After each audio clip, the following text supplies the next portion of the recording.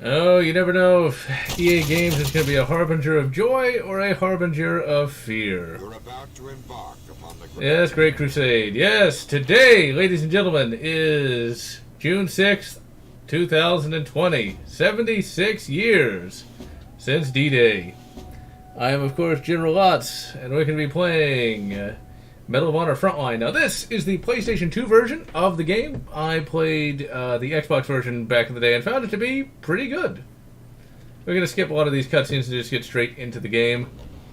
Now, this actually is a pretty graphically impressive game for the PlayStation 2, although some of the layering could be better. But, yes, and hello, Corey. D-Day. Can you imagine being shoved onto a boat and you've got to go assault a position that's like half a mile away and they've got a machine gun that shoots faster than any of the others that are actually currently in use? Shooting 8mm Mauser. Not fun. Not fun indeed.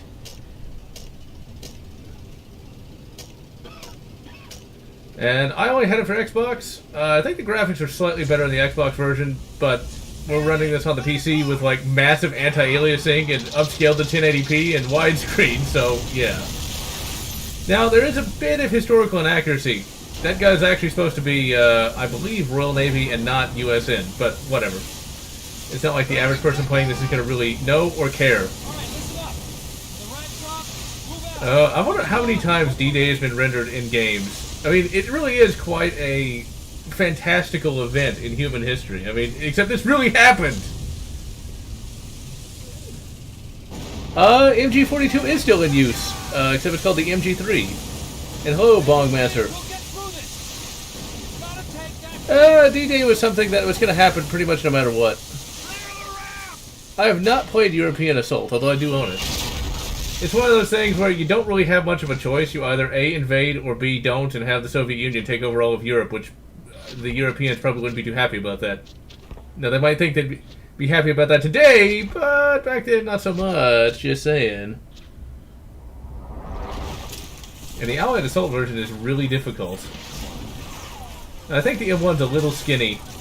Also, we're getting 60 FPS because we're on the PC, and I gotta try to remember the controls here. Which one is which? Okay, there we go. The trigger is actually crouch.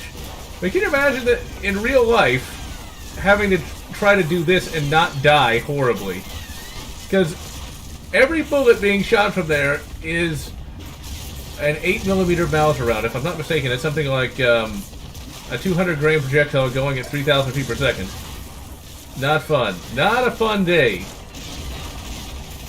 Now, from what I've read, I am going the wrong way. That's the first thing.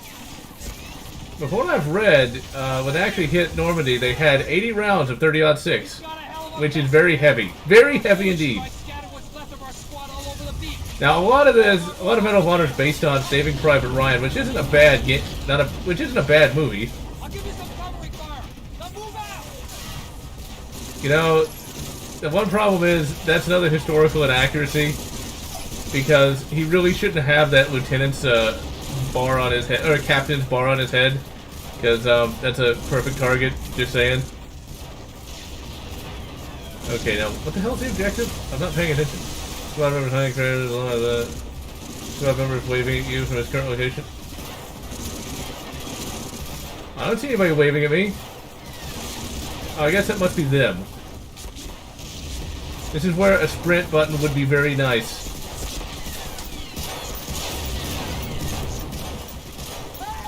I'm just going to pretend like I actually hit that. I'm going to pretend like I actually did. It wasn't just auto-aim. Let's see here. Medal of Honor Underground. I need to play that eventually. I do have the ROM. Airborne. And yeah, the Medal of Honor Airborne D-Day was pretty good. I've played Rising Sun. It's not terrible. And, oh god, that's just terrible.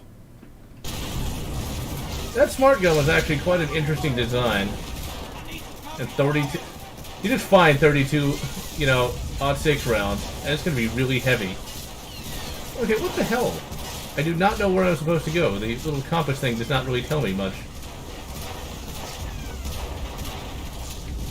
So, the idea of the squad members waving at you is a pretty interesting idea, if I can actually find them doing that. Water doesn't look too bad for 2002, I believe. You know, you people aren't waving at me. Nobody likes me. Even in games, they don't like me. It's just not fair. I assume I'm supposed to go over here? See, like, if I...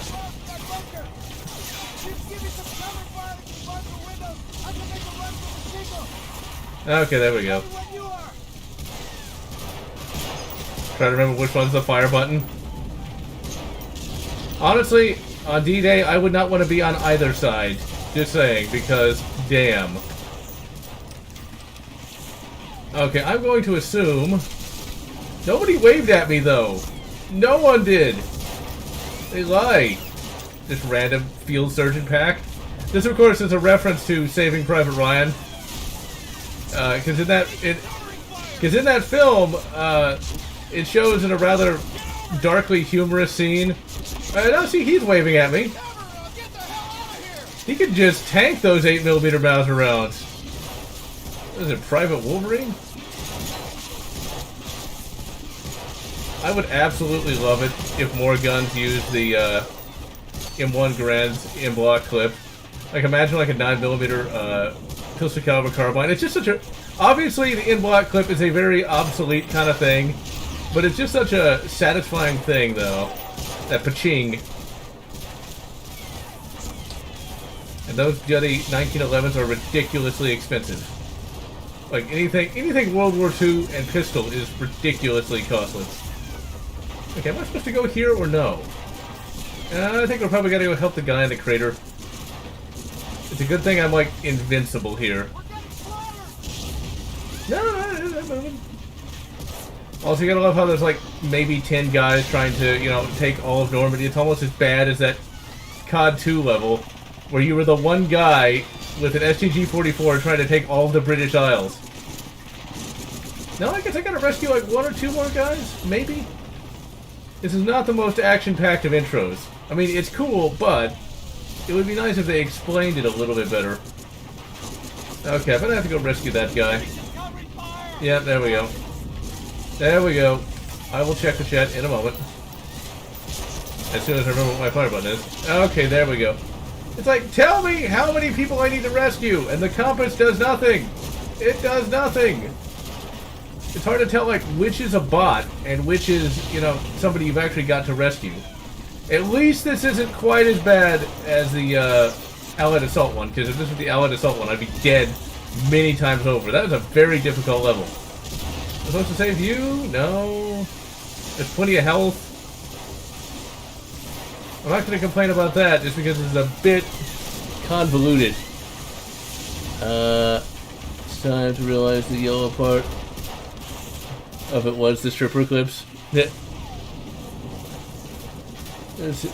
Hey, don't complain about people making 1911s. Imagine if you couldn't get those bloody things anymore. Although I don't even own a legitimate 1911. I have that Spanish copy, which honestly combines the best elements of the 1911. Well, that guy got vaporized. Combines the best elements of the 1911 and the Browning High Power. This doesn't have a double stack mag.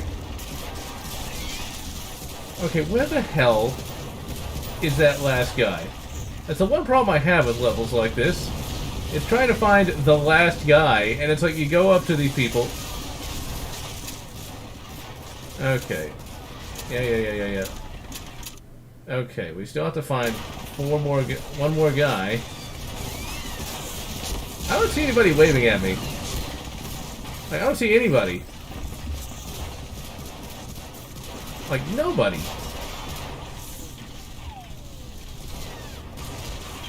See, they probably shouldn't be relying upon me to save them, because they'd be dead before I'd even know where they are. And I'm gonna probably die myself.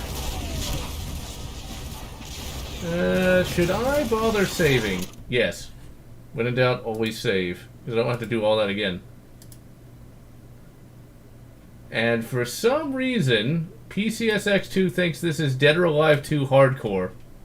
I'm not really sure why it does, but it does. Which seems kind of random. Okay, let's just stand here, out in the middle of everything, and look. Since we can use save states. I'm pretty sure a lot of the people that were here in real life would have loved to have had one of those themselves. Okay. Do I see anybody? No. I don't know where the fourth guy is supposed to be. I assume he's dead. And I'm probably going to be dead, like, now. And yes, the STG-44 is an excellent firearm. I would like to actually get an M1 carbine one day. I just can't really justify it. They're ridiculously expensive, and the ammo is not particularly commonplace. That's the only thing that really stops me.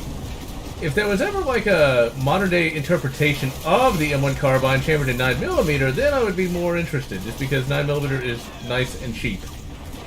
Okay, maybe it's that guy. Let's go to this guy. Yep, that was the one. I just shot him in the back of the head, but he survived. Okay, finally, we can actually get to the game. We can actually play the video-based game. Okay, let's save. Because I do not want to have to try to do that again. The problem is, they all kind of blend together, and it's hard to tell, like, is that somebody I'm supposed to help? Oh, we gotta rescue some engineer. Oh my good God. At the end of the embankment. Like, where the fuck is that? How am I supposed to know where that is? Nope, dead. Let's see, how far back do I have to go? Okay, I gotta go all the way back to there. Okay, let's reload the save. Once we can actually get to the actual first-person shooting, this will actually be a fairly decent game. I do not remember this D-Day level, like, at all. Alright, let's head over here.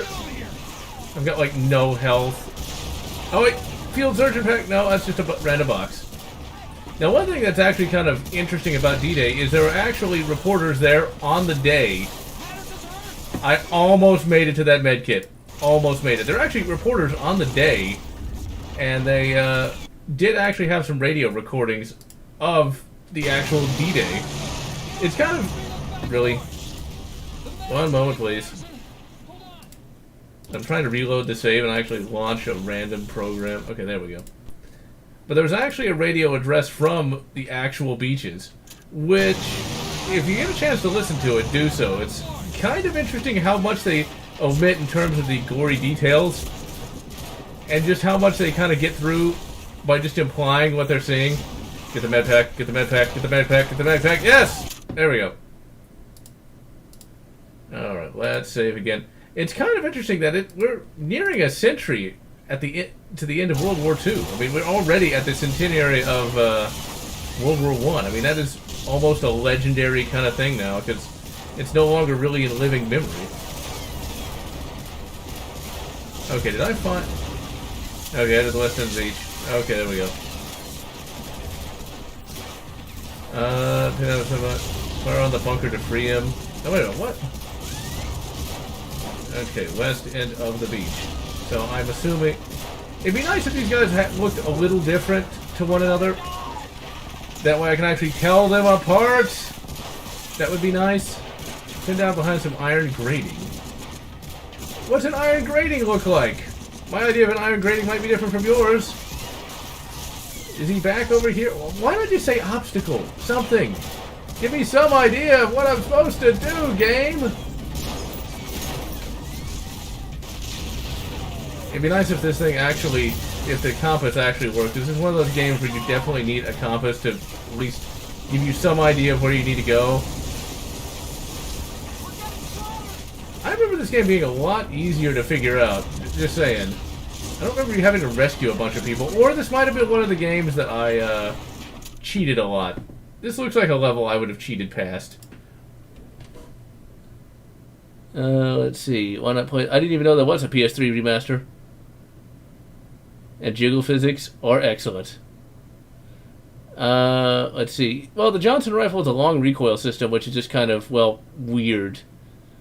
Let's see.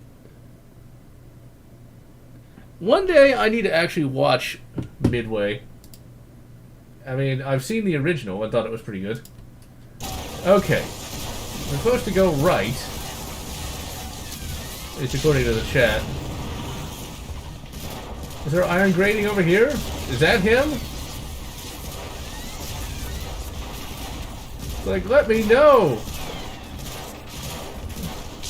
It's one of those things where you have a little glowing dot over someone's head. At least you have some idea, because it's like, it's an entire beach. I have no clue who I'm supposed to actually... Actually, no, west is not that way. It'd also be nice if my compass actually was labeled with the cardinal directions. Actually, if north is behind us, then west should be over here. Oh. I'm already most annoyed by this game. Okay, there is nobody over here. So either he's already dead, or that's him. Are you him? No. Pin down behind some iron grating, front of the bunker to free him. Why, oh why, must games do this to me? Okay, is this him? No. There's only so many places this guy can be. Like, if you just put him right here, it'd be pretty obvious. Or put him in that shell crater. Well, that can't be him, because he just died. See, did he not spawn? It's like, what the hell? Or is he already over here? Is it the barbed wire? I mean, come on. Throw me a bone here, game. Nope, that wasn't him. And I died. Yeah, I can almost guarantee you that I must have cheated past this level. Because I would have tried to find... I would have probably spent a ridiculous amount of time trying to find the random guy, gave up, and then just cheated past this. Near the wire. Near the barrier. Alright, let's see. Because it implies that he was still out by the beach. Unless, of course, that's him right there. No, because he's dead.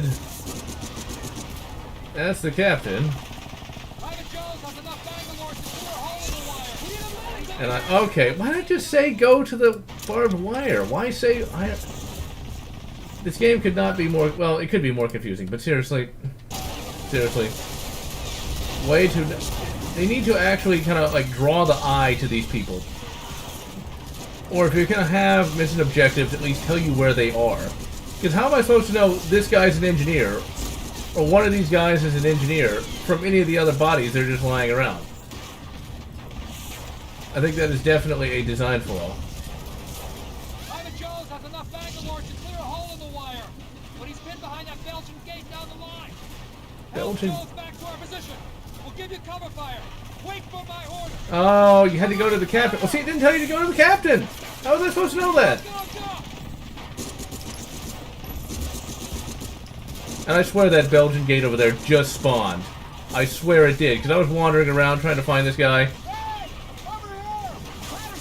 You just teleported in, dude. I swear.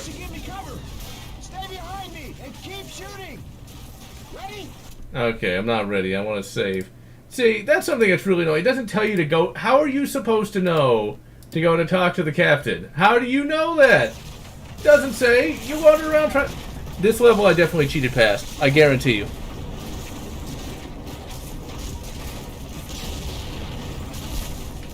Alright, well, now maybe we can actually have a game. It's one of those things where certain games are very specific in what you're supposed to do. I mean, like, now that I have an idea of what to do, this would have been like 5 seconds, but it's like,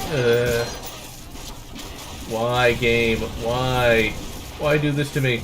Graphics-wise, this game still looks pretty good for PS2. I mean, I'm not complaining about that. It's just, it'd be nice if I could actually play the game. I mean, there is some first-person shooting in this. Oh, God. Shooter, right? You know? Maybe I should have played Dead or Alive Beach Volleyball. Might be slightly more fun. Alright. Let's continue. I can't imagine the real D-Day was this tedious. I think it was probably a lot more running and screaming and all the rest. And dying. Legitimate dying. It is confusing, I'll tell you that. Alright, let's shoot at the bunker. soon as we remember what the actual controls are. Stay with me, Patterson. Watch for fire from those bunkers. Alright, let's try to get past, you know, level 1. Let's try to get past level 1. Let's try to remember figure out how to reload. Good work, Patterson. All right, Jones, let's blow this fence. Hey, who's Jones? Fire in the hole! Who is anyone? Okay, finally! We might actually get off the beach. We've got cover. Let's defilade on the other side. Everybody, over the seawall. See, it's chaos, but mostly just confusion on my part. This is, once again, a lot like the first game, and very much like Saving Private Ryan. Saving Private Ryan is a pretty good movie, but I still prefer Longest Day, because Longest Day has a much more epic scope. We'll never get inside that bunker unless we lose the two machine gun nest guarding it. Patterson, if you can make it across that minefield to the turret, you can use it against those nests up there. We'll cover you. Oh, this is actually going to be a little different from both the film Saving Private Ryan and the original Medal of Honor. Because in both the film and the game, Medal of Honor Allied Assault, they shoot and you're just supposed to snipe them.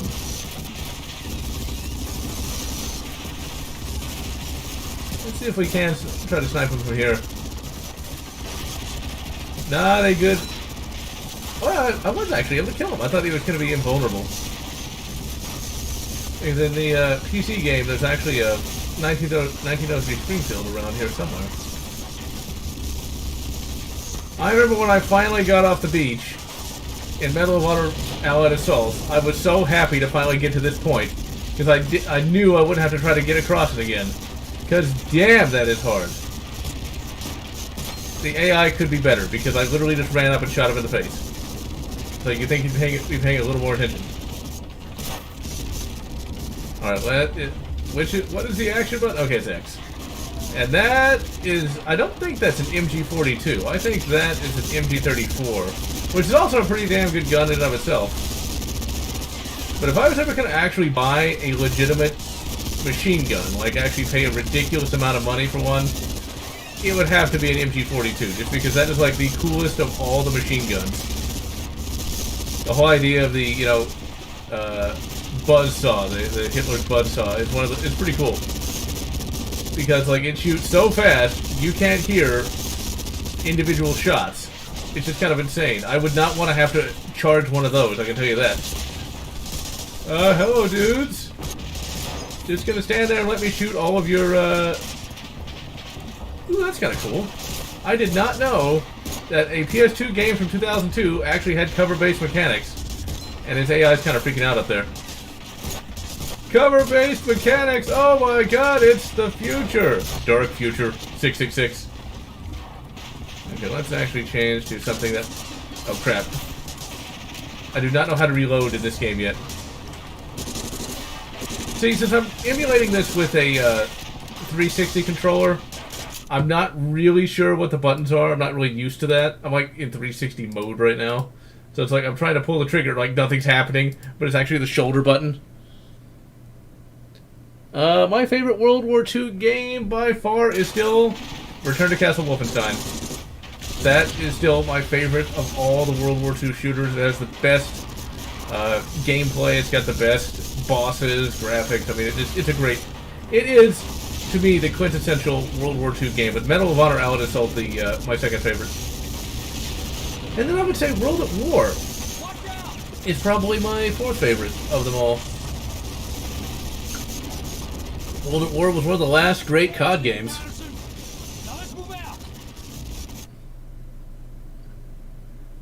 Cheat codes. There actually is a cheat code for this game that lets you use, which turns all the bullets into photon torpedoes. I always had that enabled because it was like the most awesome thing ever. Alright, so we finally made it off of Omaha Beach. It was not easy, but we made it. We finally made it. And now we can actually get to the actual game.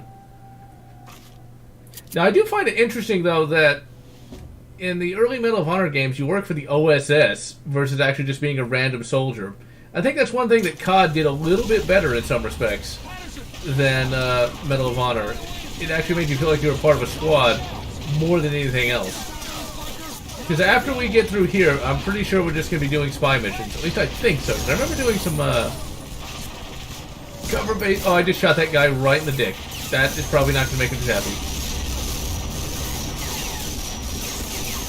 Cover base shooting mechanics. Oh my god, it's the future. Now let's use some 1911 action here. I would love to have an actual World War II 1911. Not enough to pay the $1,000 you would need for it, though. I'm like still trying to figure out the controls here. I guess you gotta shoot those barrels? Yep, there we go. Okay, what is reload? That's weapon switch. Y is jump. That's zoom. So, Xbox 360 controller. You'll never guess what reload is. It's right trigger. No wonder I'm so messed up. I'm blaming the game. Just blame the game. When in doubt, blame the game. Why not? We'll play the blame game. And you phased right through that wall, dude.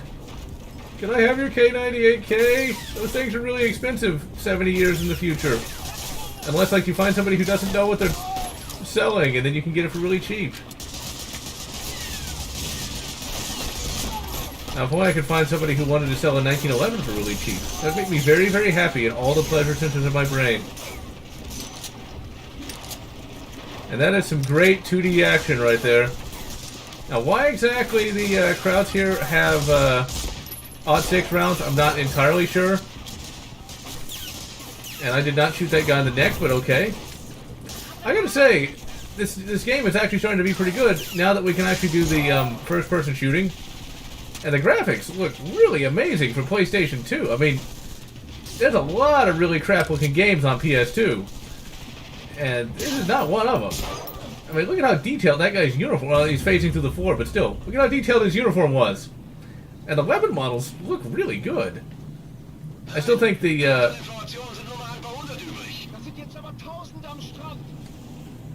And, okay, which one? Oh, there we go, okay.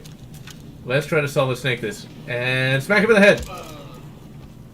Well, Patterson is so strong, he just kind of gently nudged him with the rifle there, and it just kills him. Brilliant. Shoot all the radios.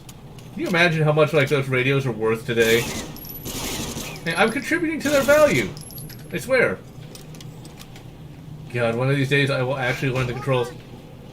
Alright, let's see. And shoot him in the head. Okay, see, now the game is actually, you know, fun. Now, the first World War II game I ever played was Return to Castle Wolfenstein. That was also the first game I got from my then new Dell computer back in 2001, I want to say. Now, I didn't play Medal of Honor Frontline when it first came out, because when it first came out, all I had was a PC. And I was actually pretty disappointed that Frontline wasn't actually for the PC. It's like, for PS2 and Xbox, who wants one of those? And then a year later, I would have a PS2 and an Xbox at least. Not both. Smack him. This uses a lot of Allied Assault sound clips, which I don't really... Oh crap, that's a grenade! I think. Yep, that's what it was. Now, they did change the Thompson here, because this is using 20-round sticks versus... Ooh, that is a really well animated... Really, dude? I will smack you just because you do not earn the honor of me shooting you. You are that incompetent. Ooh, this is completely different. They are not just redoing Allied Assault levels. I'm quite liking this game. I bet I never even saw this back in the day because I would have cheated past this to, you know, an actual level. I kind of missed out. And see, this is why they went to 30-round sticks, because 20-round sticks just really aren't enough. I mean, these are some weak textures, but this is still a pretty damn good-looking game. I'm just impressed quite a bit. I mean, that first part of the game was kind of painful, because it's like, okay, where the hell is this guy? Who am I supposed to talk to? The game doesn't tell me anything. Now it's like, when you actually give me things to do, give me a first-person... Oh, I hate it when games do that, where, like, you can clearly see that you can shoot past an obstacle. There we go, finally. but it just doesn't let you. Okay, let's take a look at the chat. I am playing too much of the game. World at War, shotgun. I guess GoldenEye did have cover-based mechanics. I've got to play GoldenEye again at some point. Let's see. I think I'd probably go for trench gun and not double barrel. I do not have anything in 6.5 Grendel. I mean, it sounds like a cool concept, but, you know, it's one of those things where it has expensive ammo, and since I don't really do any hunting, all I would be doing is punching slightly larger holes in paper. So it would be kind of lost on me. One of these days, I will figure out the controls of this game and not get shot many times in the face. A lot of those specialty AR cartridges are kind of interesting, but that's pretty much all they are to me, is kind of interesting. I think if I was going to get any weird kind of caliber, it would be something in 460 Roland, because they do make a 46. If I was going to like spend ridiculous amounts of money on something completely unnecessary, I would get a Glock in 460 Roland. And we're going to... Hey, dude, how do you want to chill forever? Oh, come on! Whoa! I did not expect to do that, but okay. I'm not going to complain. Let's just sneak over here. Carrying 170 30-06 rounds, Patterson must be like part Terminator or like some sort of alternate universe version of Schwarzenegger, because holy crap, just 80 rounds of 06 is really gutty heavy. In addition to all the rest of the crap that Patterson has to be carrying, it's like, okay, he's got an M1 Garand, that's a 10-pound round, 10-pound rifle. He's got a Thompson, which is going to weigh even more than the Garand. I think it's like 12 pounds, and all that ammo, he's probably got some sort of diesel punk, like, combat armor. Actually, that'd be kind of an interesting thing. World War II, but with diesel punk combat armor and, like, giant mechs. I'm sure something like that exists. I'd be very surprised if it didn't. Now, you can definitely tell this is a post Medal of Honor 1 game, because in Medal of Honor 1 and in Wolfenstein, Return to Castle Wolfenstein, you only ever really had MP40s until late game. This just starts you right up with a Thompson, which pretty much all the other World War II shooters would do.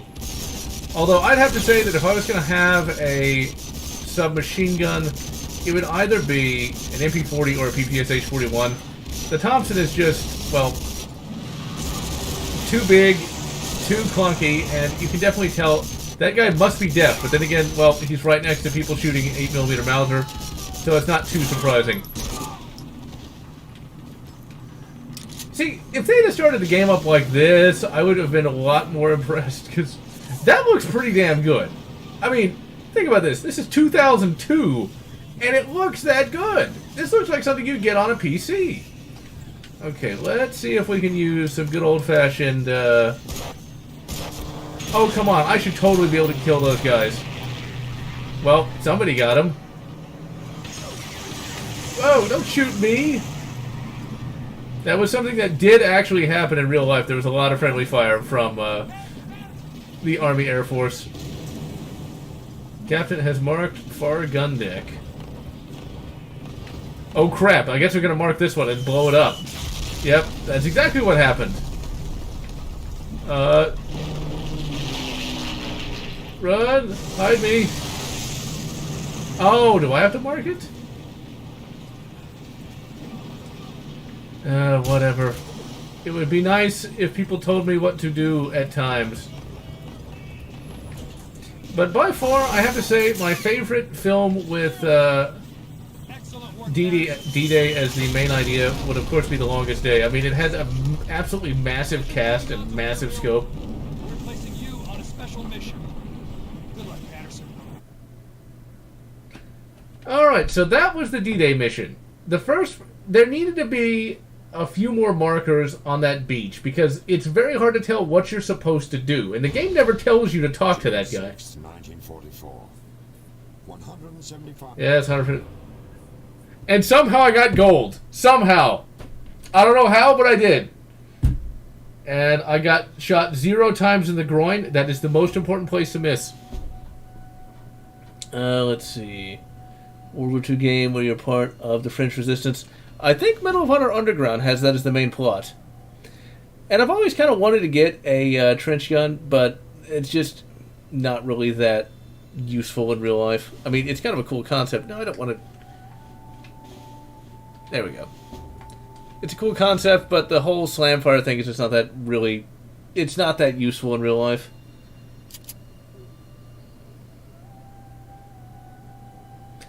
And yes, repeal the NFA. I would actually like to fire a Thompson one day. I mean, it's just a 45 caliber PCC, but it does have that history for it.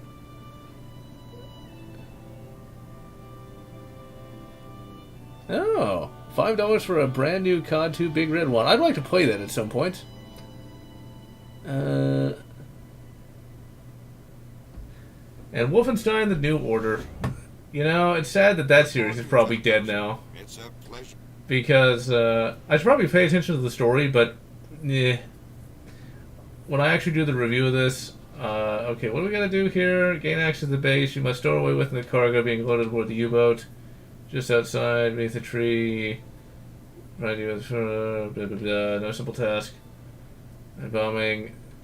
This looks like this is a bit of a remake of the Medal of Honor 1 mission. Although I think in the very first mission of Medal of Honor 1, you have to rescue a downed pilot. But as is always the case in Medal of Honor games, you are dropped alone, and you must fight everything in sight, which is not necessarily... Oh, okay, we gotta actually search it here. It just kind of slides out of there, but okay. Can I pick that up? Oh, I guess I already got it. Whatever. Alright, so now we are, of course, on our own. This is definitely much more of a traditional... That plane is flying way too close to the ground. I think he's probably going to crash into something, just saying.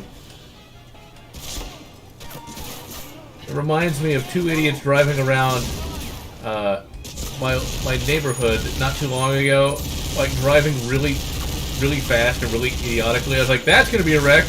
And 5 seconds later, I heard a crash. I no joke, that actually legitimately happened. It's like, well... How could I not have seen that coming? Now, I've always kind of liked the Browning 1919. I mean, it's not as good as any of the actual German machine guns, but it still did have its place, and it still worked. That hand grenade actually looks remarkably good for a game from 2002. I'm just impressed overall by the graphics of this game. The AI could be a lot better, like a lot better. That first mission could have been dramatically improved, but it's starting to redeem itself. Shoot him in the ass. He'll probably survive, although he probably won't be very happy. Won't be very happy afterwards. You know, I do not remember the music being as good as it is. It actually has some pretty good energy to it. One of my big problems with World War II games is it's just traditional, you know, classical stuff, nothing too amazing. But Allied Assault has some pretty good music, and this game does pretty well as well. The controls for the game, once you actually get used to them, are actually pretty fluid. I mean, you can really aim quite well. So I'd actually say this is a bit ahead of its time back in 2002. I think it was just... I don't think COD lets you aim down... Well, you're not really aiming down sights, but you at least get to aim. I don't think COD lets you aim down sights until 2003. I mean, this looks really... I am kind of taken aback by just how good this actually is. Especially for PS2, which, of this generation of consoles, was by far the weakest. That's a Panzer. That's a Panzer IV. Short barrel model. Check the chat here. And hello, Turok Fireseed. Dieselpunk alternate push. Jinro the Wolf Brigade. I tried to watch that. I actually found it kind of boring. Unless I'm thinking of something else. Which I very well could be. Yeah, that's a Panzer IV. That looks a bit small, though, for that. See, it's like... Does somebody have a, you know, rocket launcher, maybe? No? Nobody has a rocket launcher? Oh, fine, be that way. Although I don't think the, oh, is there actually... There's a little bit of writing on the M1 Garand receiver. That is some pretty good detail. Okay, am I supposed to throw a grenade at him? Am I supposed to sneak around him? That's one thing you can say that Infinity Ward did, right? They'd like, shoot here. I don't have anything I can put on the tank, so I'm just gonna run! Shoot him! Or I could actually try to aim and not miss horribly. I guess I was supposed to just run past the tank. I guess. Like, the animations... Is he really getting up from an odd 6 to the gut? I'm not really sure that's 100% historically accurate. Just saying. Ooh, he has no head. AI could still be better. It's not the most dynamic. I actually have the Brothers in Arms series on the on Steam, but I've yet to play it. I know it's sort of like a squad-based tactics kind of thing, but that's about it. And I've not seen Saving Private Ryan in many, many years. When it comes to like World War II films, I still like a lot of the classics. Oh, this is actually... This control scheme is extremely ahead of its time. Like, I can hold down aim and crouch. Like, that's pretty remarkable.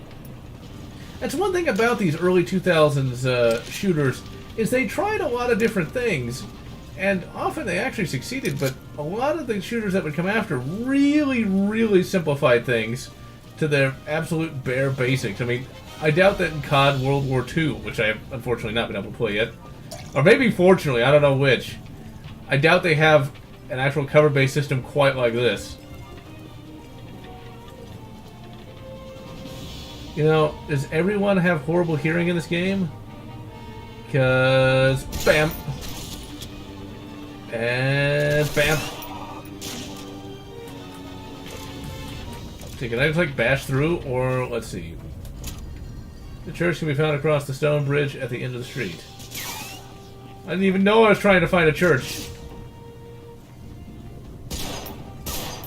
Okay, that's not an explosive. Let's see, do I throw a grenade, maybe?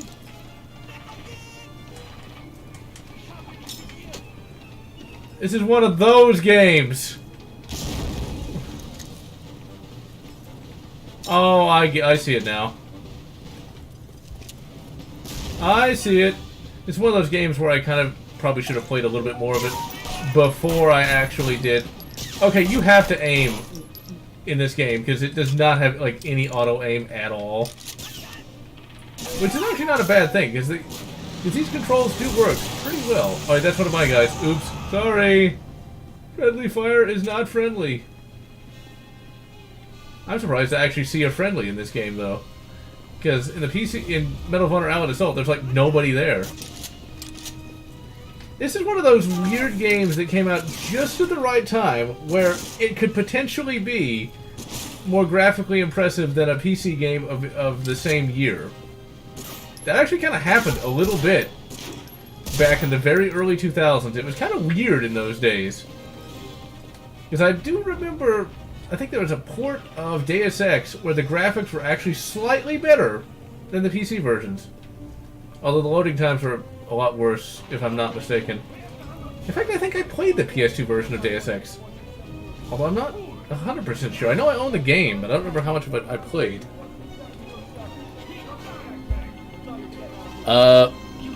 Battlefield 5 is a game I have no desire to touch with a 10-foot M1 Garand pole. Frontline PS2. Well, they made people a lot stronger back then. I mean, it was 30-06, but, yeah. And PS2 back then. Allied Assault was only on PC. And I did have Half-Life on PS2. And I'm going to tell you right now, straight up, I thought Half-Life 1 was really, really, really boring. And I could not get through it on PS2. It just was not... I did not enjoy it. These days, I like it a bit more, but back then I could not get into it. And even to this day, I don't find Half-Life 1 to be a particularly amazing game. I mean, I gave it a high review because it is fun, but I don't particularly find it to be this, like, god-tier game that's the greatest game of the year all years. I find it to be a perfectly adequate game, but I don't find it amazing. And Half-Life 2, I think, is just a crap game all around. I know people, like, hold that game up as, like, it's the greatest of all years, but I did not like it at all. Even co-op. It's like, I do not get the appeal of Half-Life 2. It is just a dull game. It is dull. Gordon Freeman is not entertaining. Now, Half-Life 2 Episode 2 is pretty good. Don't get out of the way, idiot! Well, we're gonna blame it on the Germans. I totally didn't shoot my own guy in the back of the head. It was the Krauts, I swear. Totally them. Since everybody's dead, looks like I'm off the hook! Alright, let's see here. Well, I'm pretty sure people are more shocked that I hate Half-Life 2 than shooting my own guy in the back of the head. Just like Half-Life 2 Episode 2 actually had, you know, character, plot, and, you know, all the rest. Alright, now we gotta find some fuel drums. Oh wait, he might have seen. You know what? You must silence them. No, I guess I'll let them live. For now. Oh, there's some fuel drums. Boom! That was a kind of a weak explosion, but yeah. I mean, it could have looked worse. Like, the trees here look a bit lame, but overall, quite impressed. I was really impressed by Medal of Honor 1. They did a lot with that game on the PS1, and the PS1 was nowhere near as graphically capable as the N64. And yet that game is almost as impressive as Turok. Eventually I should livestream Medal of Honor 1. That's a game that's sadly been forgotten over the years. But even though the graphics are for crap, the game is actually really, really fun. I mean, this game has definitely aged graphically, but it's really, really fun. I think with improved AI, this would be even better. Let's go ahead and save. This game definitely does need improved AI, because it's just a little too easy. I mean, I suppose if I played it like on a harder difficulty, it might be a little bit better, but still. Barnacle monsters in Half-Life is the most pointless one. Well, if the barnacle is what I'm thinking it is... No, that's... If the barnacle is like the little tentacle thing that like pulls you up and it kills you, the idea of that was you're supposed to look up, then yeah, I would say that's pretty pointless, because if you actually design the levels properly, you'll look up anyway. You don't need an actual monster to force you to look up. Battlefield World War I was a huge missed opportunity. Battlefield 1 is a game I never actually played, so I don't know how good or how bad it is. I mean, it's an EA game from the modern era. I can't imagine it's that great. And when it comes to multiplayer, I've never been a modern Battlefield fan anyway. I still like Battlefield 1942. So I couldn't tell you one way or the other if Battlefield 1 was actually worth playing. I do know it had sort of an interesting intro where every time you died, you would, like, respawn as a different character. But other than that, this didn't seem to really appeal. Oh yeah, I gotta hide in a box. I actually quite like... Not all objectives completed. Climb the ladder in the church to reach the machine gun. I guess you can't sequence break, can you? Let's see. Here's World War II. Well, I mean, for me, I'd already been shooting Fal Xenos, like, for many years by the time, you know, the World War II craze started up. I mean, you know, there was AVP2, there was Doom, and many other games like that. So, like, to me, what's really funny, though, is Half-Life 1, when I played it on PS2, I had already played Doom 3 on the Xbox, and so, graphics-wise, Half-Life 1 on PS2 was such a step back from what I'd gotten used to on Xbox. It was like, why do I want to play something that looks that bad? And that what really killed it for me was that introductory tram sequence. It just goes on and on and on. I just never really got into that. And, you know, the actual gameplay just has a lot of stops and starts to it. Like, it just does not get on with it. It's kind of like the first level of this game. It's just like, get on with it already! I never found the story to be particularly amazing, and the whole silent protagonist thing, I felt had already been done to death by that point. Especially when you consider, you know, that a lot of first-person shooter characters are starting to actually get character. Because I think I played Half-Life 1, I would say around 2006, and by that point, it was very hard to be impressed by such a game. Okay, this is one of those games where you have to do everything in the exact sequence that it wants you to. Okay, let's look and see if there's a church. Okay, unless I forget what a church looks like, and I don't, it must have been back here somewhere, and I just missed it. Backtracking, ladies and gentlemen. Oh, go back to the bridge. Day of Defeat. I have never actually played Day of Defeat. And I know it exists, but, yeah. If anything, I'd like to play Dino D-Day one day, because that sounds kind of interesting. You know, like, World War II with dinosaurs? I have to go all the way back to the bridge? Really? Really? Why did it allow me to sequence break then? I mean, you think it would have had some sort of invisible wall if this is going to be a linear first-person shooter. I can see why I never beat this game back in the day.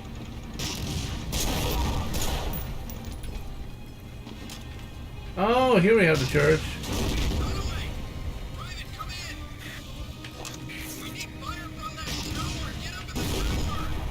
It's a good thing I can actually tank a tank shell. I mean, they really must have made them tough back then. I like how the tank's just been there slaughtering everybody. I'm just going ahead, not even paying attention. I mean, this isn't a bad turret section. But still, I had to go all the way back here for a turret section?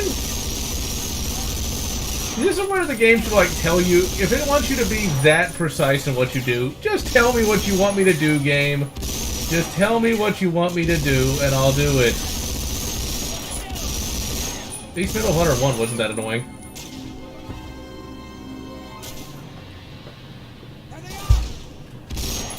Okay. Well, I can't actually reach them from there, so... Oh god, yeah, don't miss the ladder and just plummet to your death. And yeah, I would say that Half-Life 1 story is massively overrated. You know, but... Yeah, it'd be nice if Gordon Freeman had a character other than beard and glasses.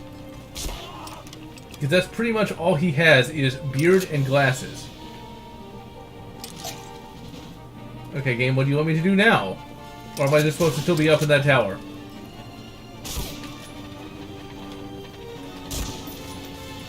You know, game, for you being this specific, I am going to say that getting shot by that guy is your fault.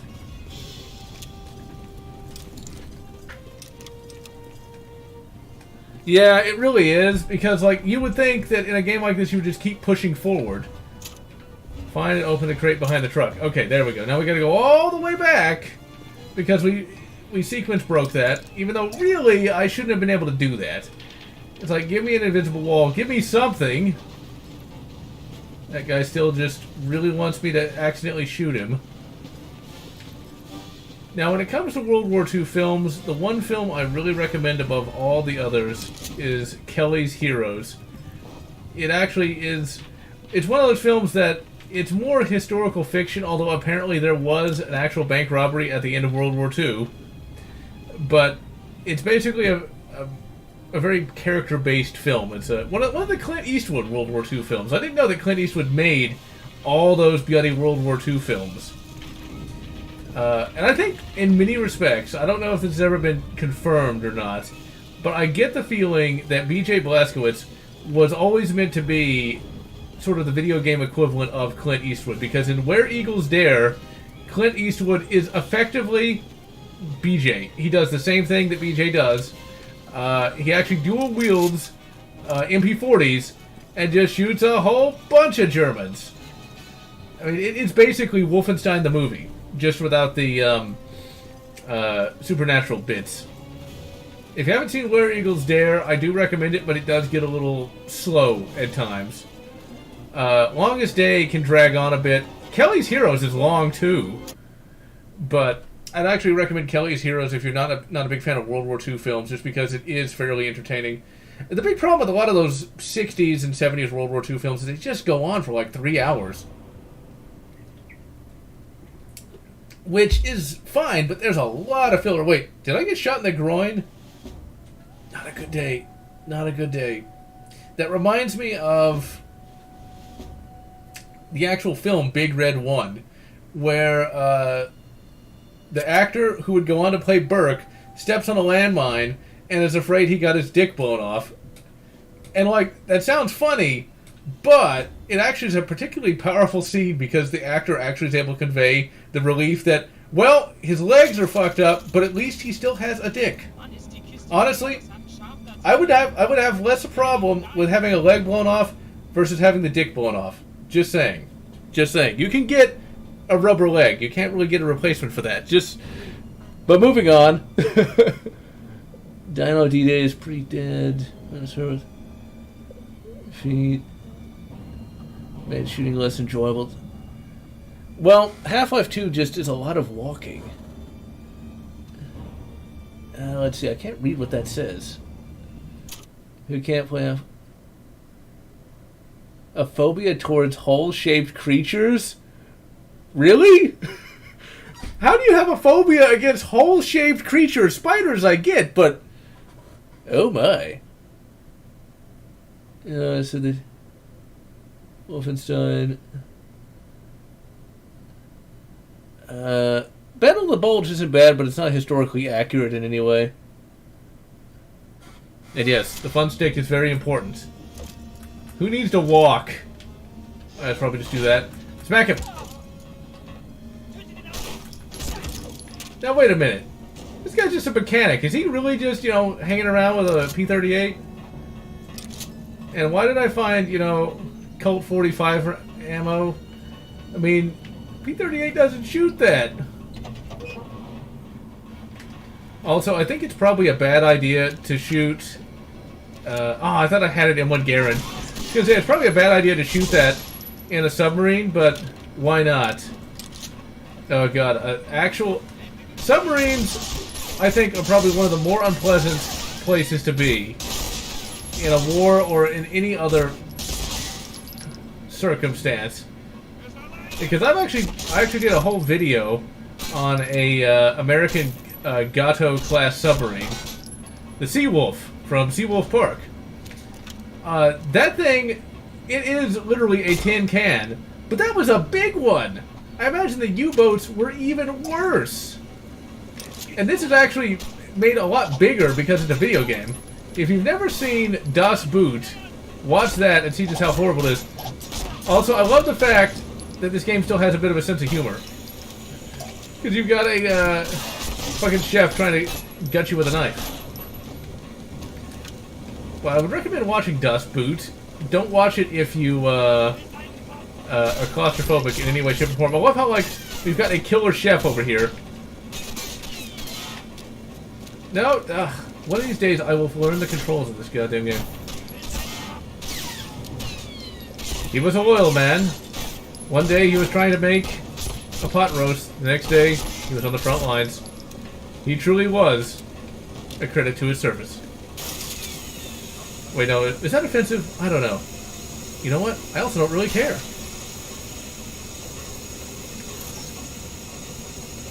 Oh yeah, there's the valve. Oops. I like valve puzzles. Not really. I probably should save, because despite the chef there being somewhat laughable, he still fucked me up pretty bad. Okay, let's check the chat. Half-Life 2 was better. I did not know there was an original version of Half-Life 2.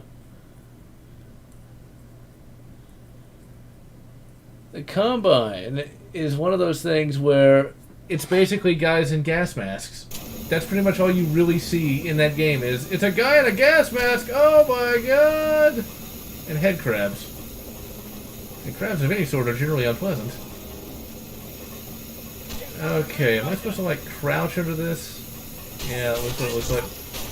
Oh, whoa, stop shooting me, dude.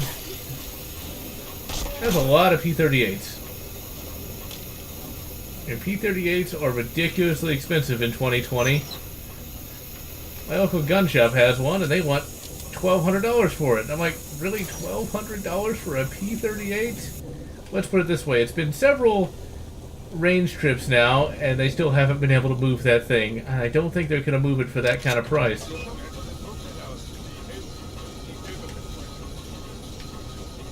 Is everyone in this game both deaf and blind? Well, evidently I can't remember my own controls, so there's that. Now, what is kind of cool these days is you can get a semi-auto MP40, although it does not have a stock, and I died. Although it doesn't have a stock, but it's kind of neat that such a thing exists, and it's not even ridiculously expensive. Personally, I have no real need for such a thing, but I'm glad to see that some of these more difficult to get World War II guns are getting some modern-day remakes. I'm gonna die because I'm like not paying as much attention as I probably should.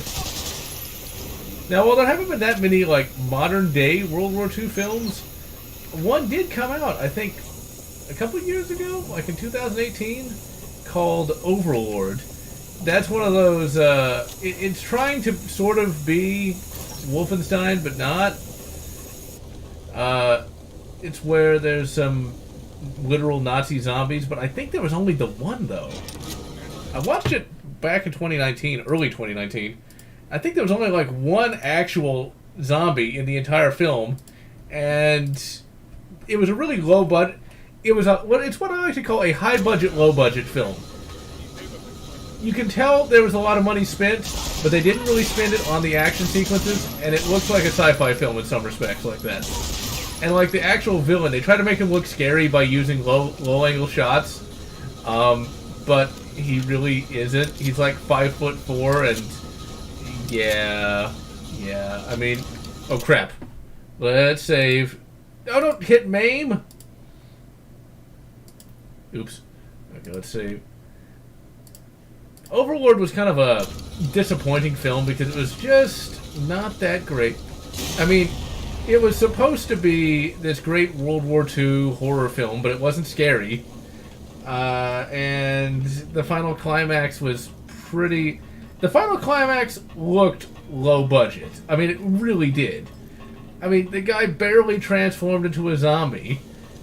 And it was also produced by Jar Jar Abrams, so you can kind of figure that it's going to be a bit of a letdown, but it's one of those things where I expected a lot more from it, and ultimately was left very, very disappointed. The final battle was also pretty crap as well. And I don't mean the final battle with the Nazi zombie, but rather there was an actual final gun battle that was just lame.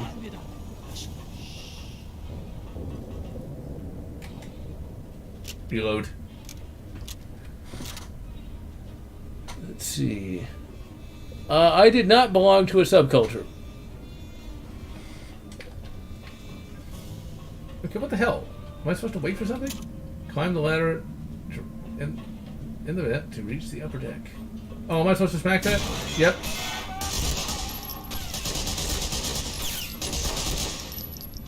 You know, game, you just gotta keep annoying me. I did not belong to any subculture other than introvert. That's about it. Because I was surely introverted, and yet, I actually did end up going to the high school prom, which surprised even me back in the day. What can I say? I kind of saved up the whole communicating with people thing till like the last 2 months. If I'd actually talked to other human beings, I would have probably been a part of just the traditional nerd subculture, talking about Star Wars and crap. But at the time, I just was not into the whole, friend thing.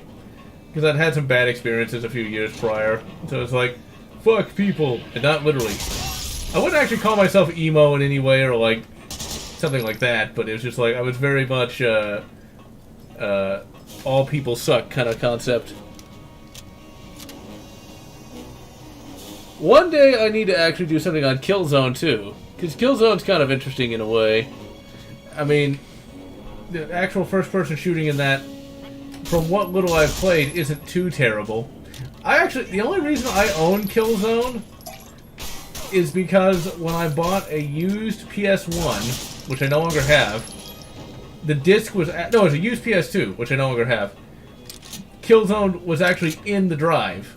And that was the only way I got that game, because I never really had that much desire to play it. And I played it for about 5 minutes, thought it was perfectly serviceable, and then never played it again. Also, that looks like, as the British would call, a bum. I don't know why. I just kind of...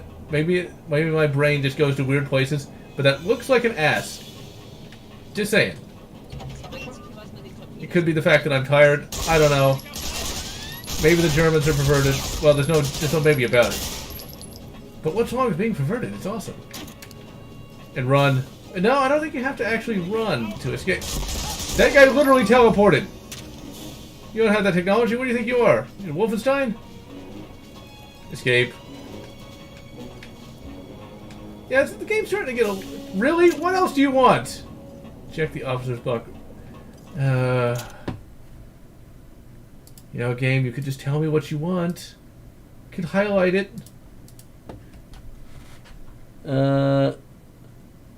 More than 3 words? Well... Then you know what? Brother! Well, actually, no, I wasn't that bad, but... I definitely didn't talk to that many people back then. Ironically, I can talk to people in a... both then and now. I find it easier to talk to people in a non-personable... in a non... like, person-to-person setting. I'm not really sure why. It's not as bad today as it was back then, but back then, man, I could not. Like, I would rather, like... I'd rather do something unpleasant than just having one-on-one conversation with somebody I didn't know. Alright, so we actually got to use... Got shot in the groin 5 times! Well, looks like Patterson is not going to be having any kids. Let's see. Didn't get good until Killzone 2. Well, you know what? When it comes down to Killzone, I guess the only thing that Killzone 2 and 3, I just have to wait for the PS3 emulator to get working then. Because I really have no desire to get that PS3 fixed anytime soon. Just because, well, PC Gaming Master Race. Oh, I was shooting them in the groin! Okay, well that's good. Well, Patterson's are safe then. Okay, let's see. What time is it? Oh, I've been going an hour. See, that's how I know I'm not feeling bad, because it's like, I feel like I just started. Did I really miss all those shots? So why I like auto-aim. Also, you gotta love how his animation defaults to like him holding a rifle. Way to go, EA. Way to suck. So far, I gotta say, this is very reminiscent of the original Medal of Honor, although back in the day, I would not have known that. Looks like somebody knows how to shoot. Okay, where is that fire coming from?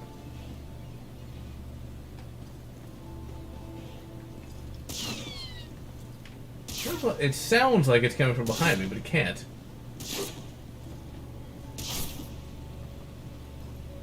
This is why I should never... There he is! Wow.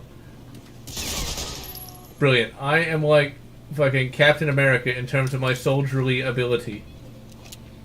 It's like, where is he? Oh, he's right in front of me? Oh, I see. I got it. He's right in front of me. Well, he shouldn't have been. He should have been, like, behind a hedge. Then I'd have been able to find him.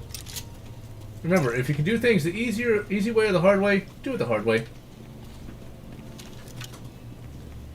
Yes, he does have balls of steel. I would actually agree that Dawn of War is a bit better than Space Marine, but Space Marine is a much more visceral experience. And it is cool to just be able to cut up orcs and, you know, chaos and things of that nature. I still want a goddamn 40k game wherein it's just a basic first-person shooter where you get to play as either A, an Inquisitor, or B, a member of the Imperial Guard. I mean, come on! It's Warhammer 40k! Why can you not just play as an Imperial Guardsman where you have to shoot Xenos and not be afraid of anything? I mean, come on! It's been how many years since 40k became a thing? And, you know, why did Fire Warrior have to be based around the Tau? I mean, I get that the Tau had just come out, but it would be much better if you were an Imperial Guardsman. Attempting to make his way off the U-boat. You know, don't believe your own propaganda, dude, because I already made it off, and I'm now promptly shooting everyone. I guess I don't have a stripper clip animation, because he was loading that single...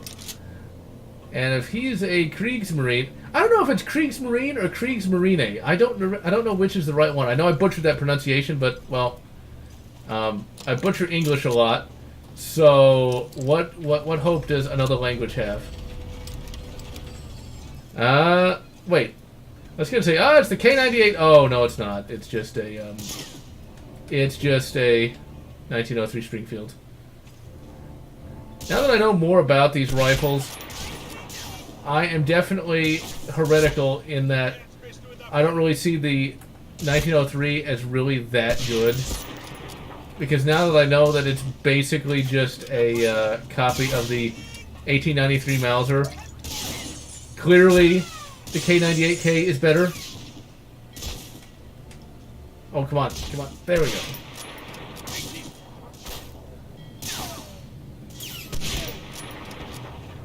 Now, is there a way to zoom this in? Now, in real life, you wouldn't be able to zoom, but still, this is a video game. Because the magnification on this is pretty bad. It's like real life. The magnification on those old scopes was not very good. Like, 2x magnification was actually fairly common. 4x was, like, you were doing really good to have 4x. It's like these days with 3x9 scopes, it's easy, but back then it must have been more difficult. Vengeance of the Blood Angels, was that a first-person shooter? I thought that was like some really old game that was sort of like a first-person shooter, but not really. Well, the 1903 Springfield is supposed to be based upon the Spanish Mauser from 1893, from what I've seen. Although I could be getting the date wrong. Okay, fuck it. Just give me a gun that doesn't have a scope. Problem is... get up! Or I'll shoot the wall. How about that? Why don't I just do that? That's a better idea. Now, in real life, with the distances we're looking at here, you could easily just take those guys out with a submachine gun. You wouldn't even need a sniper rifle. Well, it's not really a sniper rifle. It's more of a sharpshooting rifle than anything else. Sniper rifles of the World War II era were generally 3 MOA. So they weren't that good in comparison to something from the modern era. Maybe I was just shooting the wall. Oh, come on. The crosshair's on the guy! Okay, I have no idea why that's not hitting. Okay, let's just sneak over there. You know, this game is starting to annoy me again. I mean, its animations look great, but why, oh why, must it continue to confound me with its little annoyances? Medal of Honor Rising Sun. I need to actually play that for the stream, because that game is interesting. It's not that great, but it's not that bad either. And it's one of the few games where you fight Imperial Japan. If they need an Imperial Guard... what? I would not... Not the Death Corps of Krieg, simply because the Death Corps of Krieg would be a bit boring. I would think that if you were going to use an Imperial Guard regiment, you would have to use... Actually, it would make for a really good 40k game. would be a game based on Caiaphas Cain. I am so hitting this guy. Well, I hit him now, finally. You know, where either you play as him or a member of the Valhallans, because you would actually have some pretty good character, and you might actually go on like some sort of special missions for the Inquisition or something along those lines. You would need to be just a little more than just a generic line trooper. Or you could do like Call of Duty in space and just be a member of the Cadians, whatever. I think if there was going to be another 40k game... Oh, come on, he's not even shooting anywhere near me. If he can hit me by shooting completely in the opposite direction, surely I should be able to hit these guys with this. Okay, let's... Over here. I totally hit him. Totally hit him. It's not fair. I'm being shot in the back. Who's shooting me in the back? Must have just imagined it. It's not paranoia if they really are out to get you. Let's see. Gamebook says... Well, the reason... Okay, let's see. Oh my god! Thank thee, Silver Wings. I heartily appreciate that. Okay. The reason why Jurgen has such a foul odor is because he's a blank. And his blankness expresses itself as a foul odor. It's just like, he has a sense of wrongness about him, and that's how humans perceive it.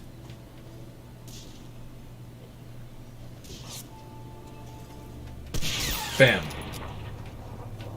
So, like, Jurgen probably doesn't actually have an odor any worse than a regular person, but since he doesn't technically have a soul, that's how everyone just kind of reads that as.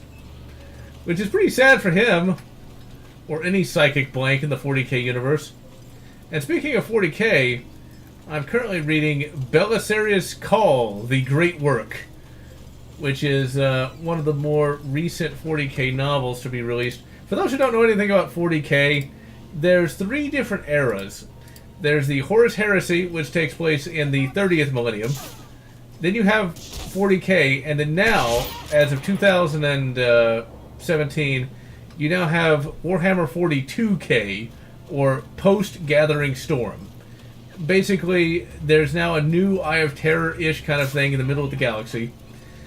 And one of the Primarchs is back, Rowboat Girly Man. No, that's not his real name, it's Rabute Gilliman. He's back, and there's also this tech priest who's like a super tech priest named Belisarius Call, who's created Super Space Marines. So, like, if you thought the Space Marines were awesome, the Super Space Marines are even awesomer, and you can charge even more for the models! I don't know if the actual Primaris Space Marines are more expensive, but whatever.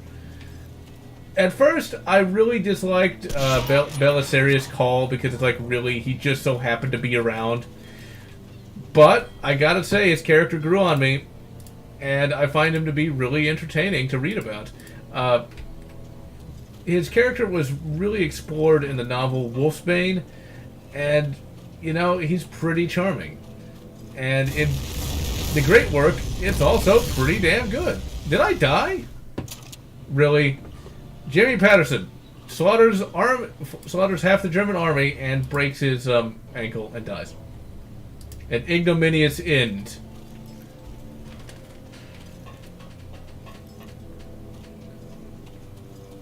Now, the Primaris Space Marines are also growing on me in the Belisarius Call book because they're actually getting a lot more character. Now, how I didn't die, I have no idea. But I probably should get off these stairs before I get shot to pieces.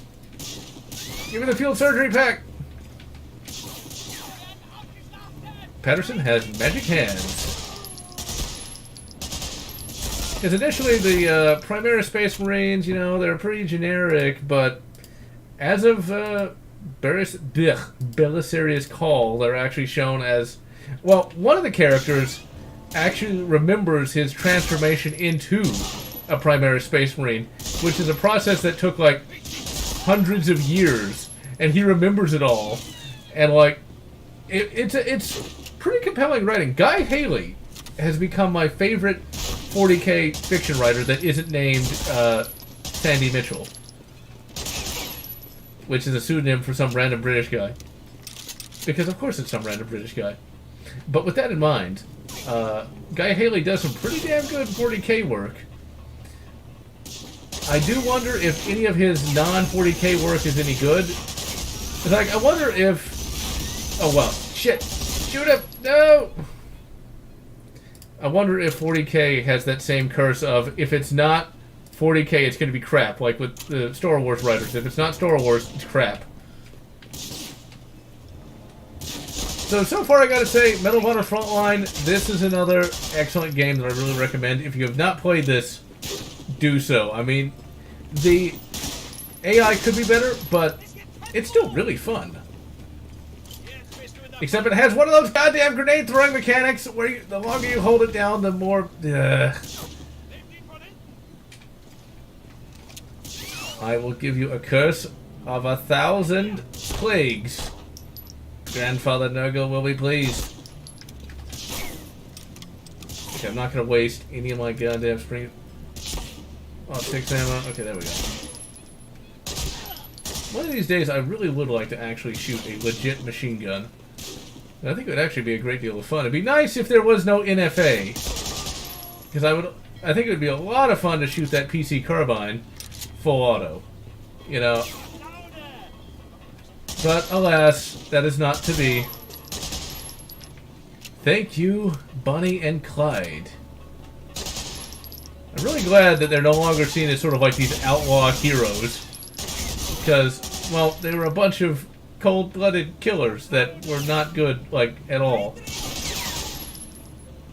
I don't know why all those bank robbers from that particular era were seen as like, oh yeah, they were like robbing from the rich and giving them to themselves. And since they're bank robbers, technically, if you were, you know, like, Joe Random Guy, and you deposited your money in there, they technically stole your money.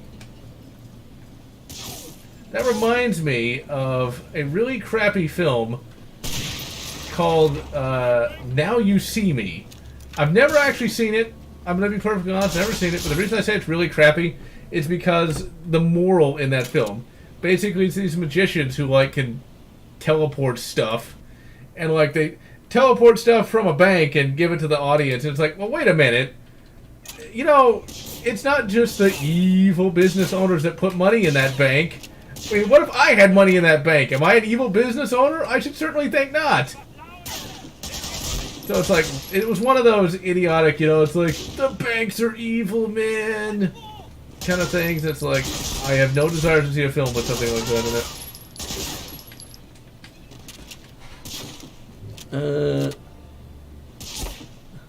Well, I'm pretty sure that's why I cheated all the time back in the Xbox version.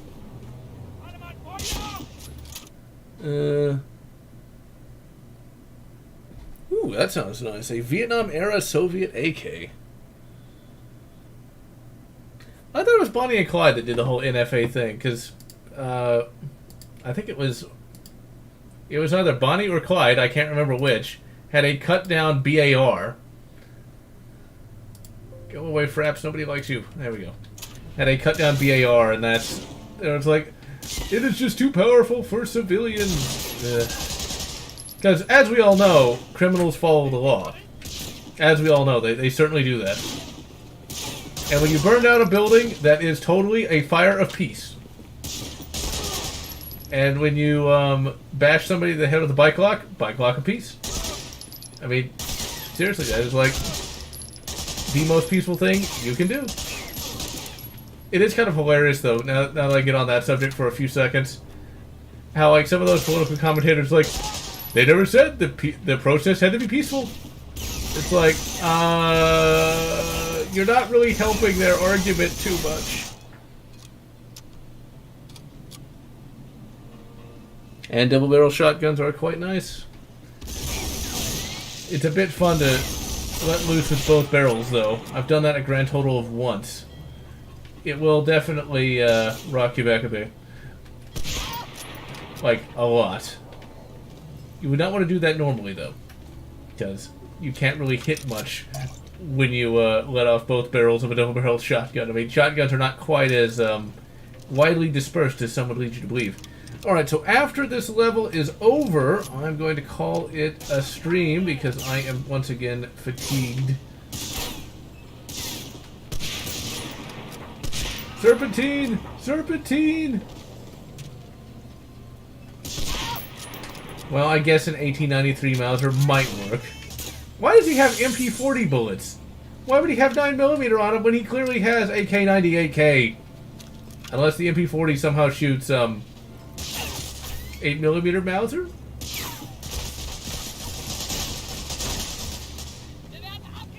It's like you really got to use that whole cover mechanic, because if you don't, you'll just be utterly shredded. And I happen to quite like how... This is actually a damn good game, if only they told you more of what you were supposed to do. Because it has no regenerative health, the cover-based mechanic works. It's like... This is Medal of Honor as it really should be. But they really got to be a little clearer. I mean, Allied Assault got that right. I think this compass is actually just a compass. What is this, real life? It's a video game. And if you don't aim, you can't actually hit anything. Smack him! Smack him! You know, like, these levels are pretty big. I mean, that's one of the aspects of a lot of these modern AAA shooters that I just can't stand. It's like, the levels are so small, and then cutscene. And then cutscene. And then cutscene. It's like, really? Give us some more bloody gameplay! There's a game I'm going to review later this month called Jurassic the Hunted, also for PS2, that has the problem of there is very little gameplay. And what gameplay there is isn't terrible, but there's so little of it. See, can I jump up there? No. Jimmy Patterson, Nazi Slayer Supreme, and yet he can't jump over a... What is that, a 3-foot wall? That's probably not even that. It's like, just lift your leg up slightly, Patterson. It's like, now you give me an invisible wall. And bap.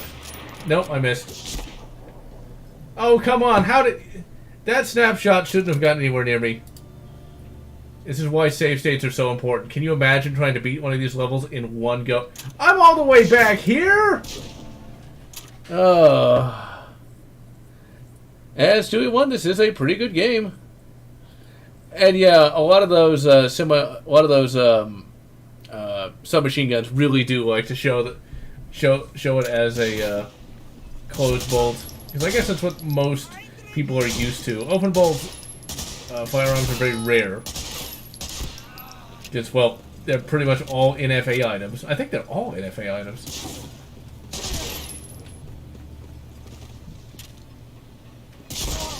Except for maybe that, what is it, the Liberator shotgun? No, it's not the Terminator shotgun. That's what it is. That's kind of an open bolt kind of thing. But it's like literally the worst firearm, like, known to man. It's like, it is literally the worst single-shot shotgun ever envisioned. If you haven't seen the Terminator, the Cobra Terminator, that's what it is. If you haven't heard of that, look it up. That guy looks really ridiculous in that naval uniform and helmet. Just go over there, dude, and... Bap. Oh, come on! Crap. Okay, I might as well just reload the save. I've been, like, really hurt. Like, they triggered me. Literally. Let's see. Heal processing under pressure, but... Oh yeah, Che Guevara. I don't know if that's as popular today as it was back in the day. How much more do we have here? Destroy supply trucks. Come on. Let's see, what time is it? 1:30 in. Yeah, I guess I'll keep going for a little while longer. Alright, let's get some cover. But yeah, Che Guevara. That guy. I mean, I think he's a lot... I think people don't know who he is. They buy the t-shirt. It's like, oh yeah, that's a great communist revolutionary guy. They don't even know his name. I mean, when I used to see like stuff like that on TV, like that shirt on TV, I was like, I had no idea who that was. So it's kind of like, oh, it's the edgy guy. But if you actually look that guy up, he's a absolutely horrible human being. And what's really funny, that those shirts would actually be completely an anathema to his actual political ideology. Because, well, that's, you know, capitalism. And dude, either you think you're way skinnier than you are, or you misjudged the width of that leg pole. It'd be really nice if I had some health right about now, but let's see. Well, those revolutionaries, to be as violent as you'd have to be actually be a communist, you can't really have much regard for other human beings. But communism aside, we're fighting a different brand of socialism. Oh wait, that's a hot take, unless you actually, you know, look at the history and find out that the National Socialists actually had socialism, but I don't need to talk about that. And I died for my troubles. This is definitely a game I know I cheated the shit out of, because there is no way I would have been able to play this, like, and actually have enjoyed it legitimate, because I hate having to repeat giant sections of a game. Even if I like the game, I hate doing that. Okay, he's gonna pop up over there. Let's just stay here. But he runs right over there and stops. Yeah, he still got some shots off. Because of course he did. And thank you, Pizza Man. My opinion on the riots is, well, that is literally the world's greatest gun commercial. Just saying. Because when the police say, there's riots, what would you like us to do? And they don't actually say, oh yeah, we're going to be there in 5 minutes. That's when you need a firearm. Just saying. I mean, when it comes to these riots, you know, it used to be like, what do you need an AR-15? Now all you got to do is point at that. That's why. You know, and the people whose businesses haven't been destroyed, you know what they had? Rifles. But this is nothing new. I mean, there was already that those LA riots back in the 90s, but people have very short memories when it comes to these sorts of things. It is rather amusing, though. I think I mentioned this last night, but I'll mention it again. Where you'll see on the news, just people, the lies are so thin now. Like, they're not even trying. They're not even trying to make up lies that actually make any sense whatsoever. It's like, come on, people. At least put forth some effort. It's like, oh yeah, it's a peaceful protest as they stand in front of a burning building. That seems real peaceful to me. It's a bunch of crap. And that's why you generally don't want to live in the middle of a giant city. Or if you do live in the middle of a giant city, live in the middle of a giant city that actually has a functioning police force.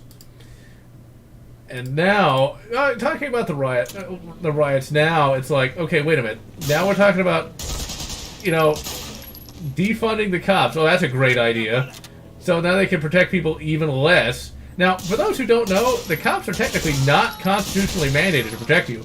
They're there to enforce the law. That's it. That's all. So, once again, that's why firearm good. And with that in mind, it's also, there's something even crazier now. Disband the police. So remember, why do you need a gun? People are talking about disbanding the police. And, yeah. But, like, have they even thought, like, okay, who's going to be the cops now? Like, Antifa? Like, and if there's no cops, are there any laws? You know, like, are they going to, how's that going to work? You know? It's one of those things where that's actually gaining more traction than it really should be. It's like, disband the police. Really. It's like, these are the high-level intellects that are running the country. Let's see.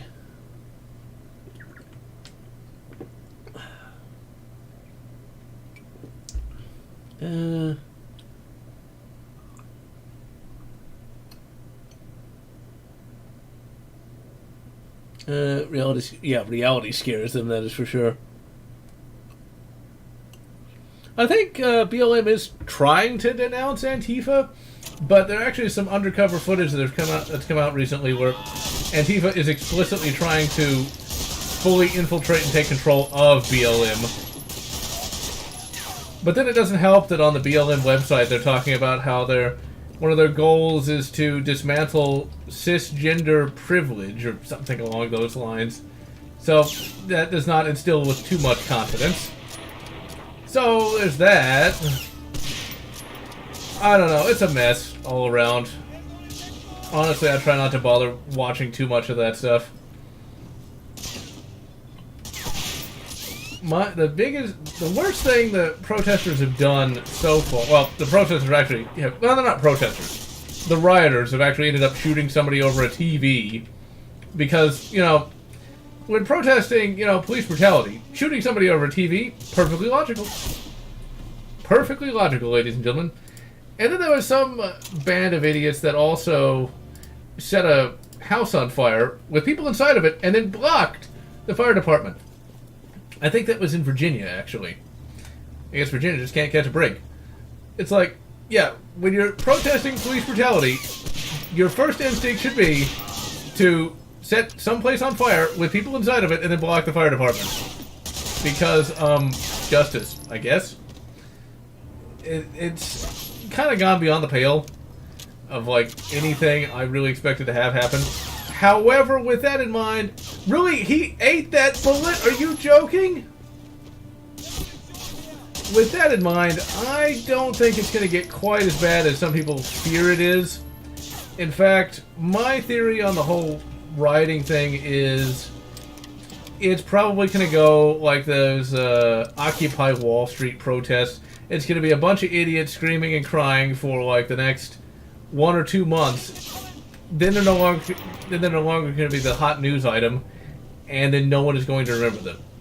That's my theory, because you can't really keep this up for too much longer. Also, you notice how quickly the whole virus news story kind of went away pretty fast. It makes you wonder. It makes you wonder. Now, with that in mind, though, that particular virus was actually real, though. It did actually affect quite a few people. And so that wasn't entirely manufactured by the media. It was actually a legitimate thing. Let's save. It was actually a legitimate thing, but they really did go a bit overboard with it, of course. As you would expect from the media. But it still was actually a pretty dangerous thing, though. A lot of people died from that. But that's another can of worms entirely. Let's go get the health! That's just one thing to learn from the rioting is firearms, good. Firearms allows you to defend your home and business from those who would do it harm. It's like, whatever next? I never would have guessed. The screaming man with the rock or the screaming man that's going to shoot you for a TV, well, de-escalation sometimes doesn't work. Sometimes you have to, defend yourself. Who would have guessed that such a thing would be the case? And it's only been part of human civilization for, I don't know, 5,000 years? Or more? And yeah, I mean, Antifa, man. Antifa.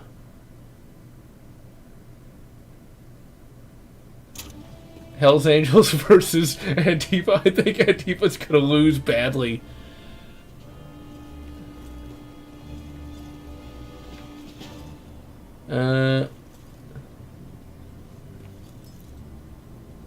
What's kind of interesting about that, though, whenever anyone actually stands up to Antifa, Antifa almost always folds. Because I think they tried to, burn some places down in some hick town, and I don't even know where. And, all those people showed up and just started kicking the crap out of them. It's like, oh, when people fight back, you're not so tough, now are you? One of the things that really annoys me, though, just really brings my piss to a boil, as the Spoony one once said, is when they try to compare themselves to the guys who actually fought on D-Day. Can you imagine this? Now, I want to point something out as well. I don't want to go too much on the whole rioting thing, but those rioters destroyed some monuments in Washington, D.C. Like, they vandalized the Lincoln Memorial, but they also vandalized a variety of war memorials. And, okay, wait a minute. These guys are just like the ones on D-Day fighting the fascists! Why are they vandalizing war memorials to the guys who fought on D-Day? Although I don't think there's actually a World War II memorial in Washington. I think it's just the Vietnam one, but still. You get the idea. It's like, really? Really now? Really? I just... It is quite an aggravation to see that. In all reality, the people fighting on D-Day were fighting against people like Antifa. Just saying. But whatever. Alright, there he is. I see him. I can play Vigigam good. And, you know, dude, if you used your stripper clip, you might not have gotten shot. And yeah, Medal of Honor is pretty nice. I could not get into the modern ones. Let's see. Vandalize. Oh, yeah. They did vandalize a Civil War memorial based upon... that was memorializing black troops that fought in the Civil War. Because that makes sense. What I wonder, though, is if they would actually suggest removing that memorial. Because they didn't know who it was to. I could totally see them doing that. It's like, it is racist. And it's like, wait a minute, but it's not... It's like, it doesn't matter. It represents... It's like, but... basically, there's a bunch of trust fund kids that barely know how to spell their own name. Much less know anything about history. Ah, there we go. Got him. Welcome to 2020. And it got off to a shit start before anything happened. For me, at least. Let's see.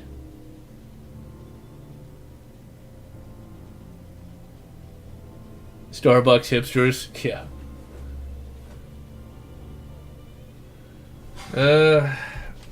But they're just going to keep doing stuff like that. Well, you notice that most of the actual vandalizing and looting is in the areas that they're supposed to be, you know, representing and all the rest. It's like, with allies like these, right?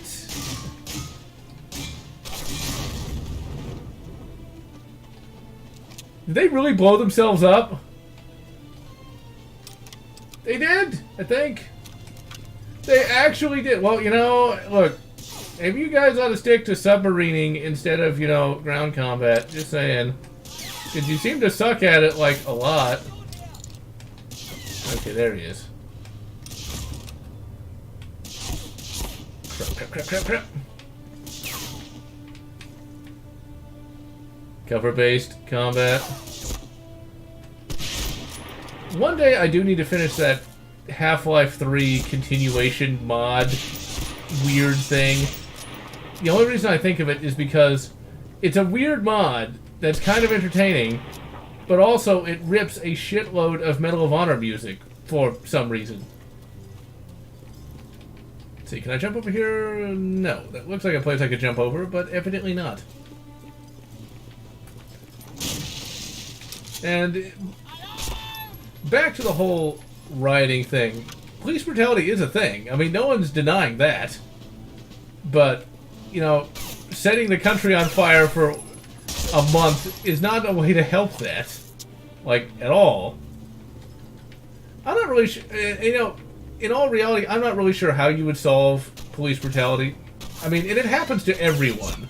Police brutality is not just this, does not have a racial, but it probably does have a racial element to some degree, but it's not just focused on minorities. It happens to everyone, regardless of skin color, regardless of national origin, but well, we can't talk about that because that would be too complicated.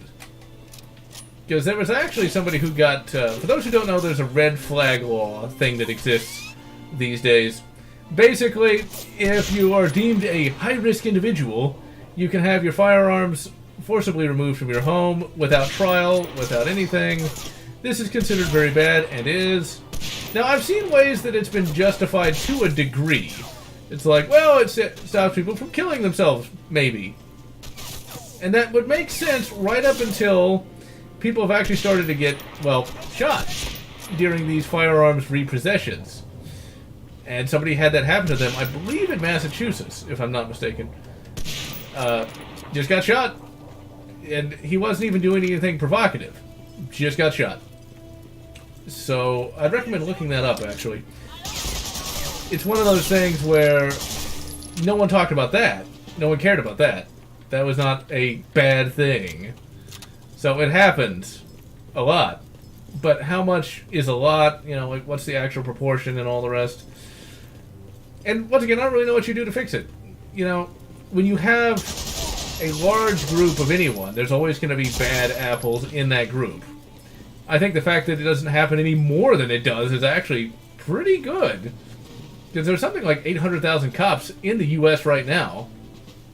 And if they were really as horrible as the media is portraying, they'd be doing a lot worse.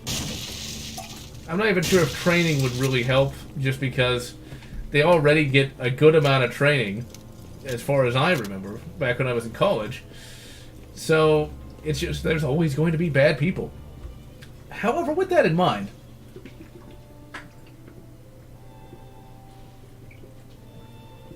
bureaucracy is a thing.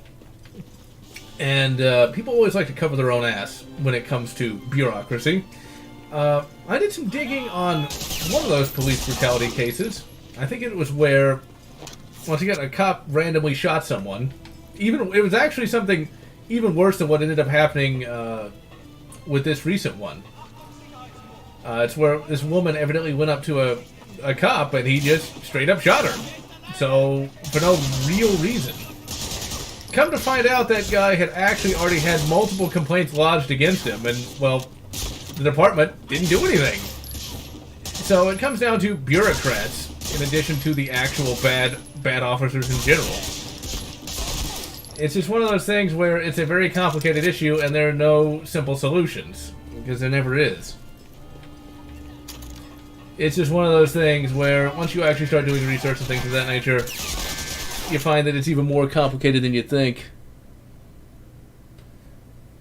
Physically weaker, I wouldn't be surprised. And hello, Ross Dude.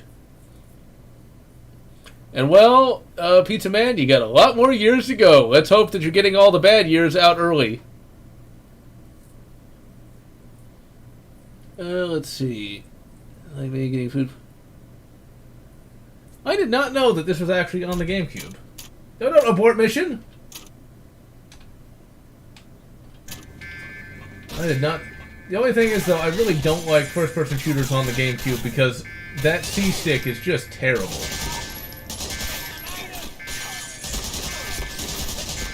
You know, these guys are really quite motivated. I mean, even Scientist Dude there wanted to get in on the action. Probably should have had something a little better than a P-38. Not that P-38s are bad, but still. Can we smack it? Why would we want to turn it off when we could just fucking smack it? But with all that in mind, ladies and gentlemen, we live in very interesting times, but we'll survive it. I mean, this is not nearly as bad as some previous eras anyway, so... I get the feeling that that by the end of 2020, things will have kind of reached an equilibrium again. It's just media being the media. I mean, this isn't the first round of riots that we've had in the past. I mean, remember, there was a bunch of riots back in 2017. And every time somebody tries to speak on a college campus, that's more Antifa craziness.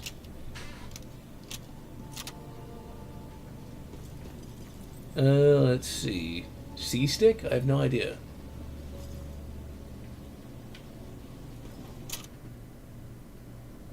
Let's see. Well, good for you, Dirt. Good for you. But with that in mind, who knows what's going to happen, but it's what people are just very comfortable. Don't forget that. Oh, I can actually turn off the HUD, although I have no idea why I would do that. Let's save. Let's save. This is definitely a game that is made much better with, you know, save states. You buy it here, you go all the way back. The game is thankfully getting a lot more difficult. Like, the AI is improving, like, quite a bit. And this cover-based combat works really well with the PS2 control scheme. Smack him! Maybe I can just take him down in one hit. Alright, let's now I can actually remember how to reload. Camera stick. Oh, okay. I got you. Less attractive than conservative females? Well, I wonder if that's more due to psychology than anything else. Because personality does play a big role. You know, you guys really need to learn to, you know, look around in some sort of synchronicity. Come on, you're supposed to be German. You're supposed to have that whole drill thing down. Come on, poke your head out. Come on, poke it out again. Ugh. Let's actually throw a grenade. Try to take him out with that. Aha! I totally meant to do that. That totally wasn't a lucky shot. Oh my. What were you thinking, Silver Wings? I have not played Cold Winter. Although I've gotten a lot of requests for some weird Cold War game, though. Well, it's not a weird game, it's just a Cold War game that I never played, and I have it, but I just haven't gotten around to it because there's other games I'd rather do other than that one. Because I don't really have any emotional connection to it. There's just so many games that I actually have a legitimate emotional connection to that I would rather review or play. And let's grab that field surgery pack.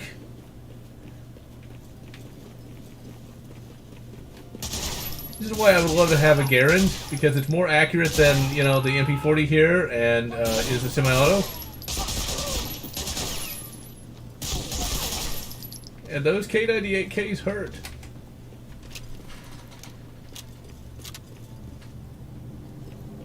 The AVP review, I think, might have actually been taken down. I think. I'm not entirely sure. There are a lot of reviews on there.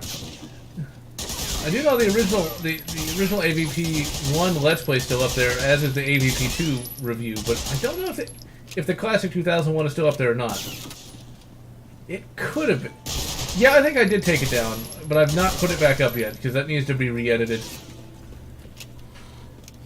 And my favorite PS2 FPS would have to be Time Splitters Future Perfect. I mean, that is like the perfect PlayStation 2 FPS. I mean, even playing multiplayer with bots is a lot of fun. I know that the GameCube version has better graphics, but way, way worse controls. Like, the controls for the GameCube are just awful with that C-Stick. I've played that co-op online with Dolphin, and, like, it's just terrible. I can't hit anything in that game. Whereas, you know, the dual analog stick really does allow you to, you know, actually hit things. Although, I say that, and I just remembered. There is a mouse injector for Time Splitters Future Perfect for the Dolphin version, but I've not played it with that yet. But if we're just looking at the actual original console versions, I would have to say that the PS2 version would be better, just because dual analog stick. There he is. I see him. Be sure to hide behind the fuel truck. That is the safest place to be.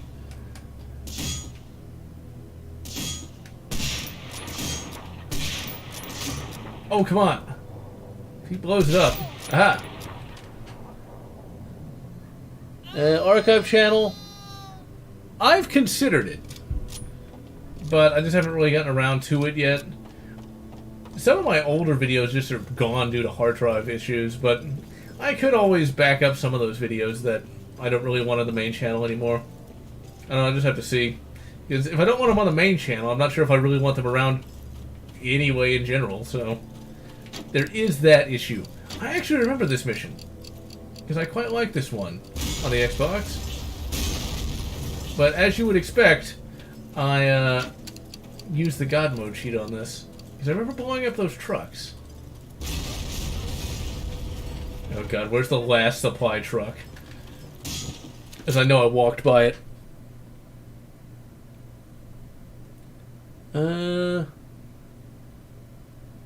That name looks familiar. Maybe. Let's see.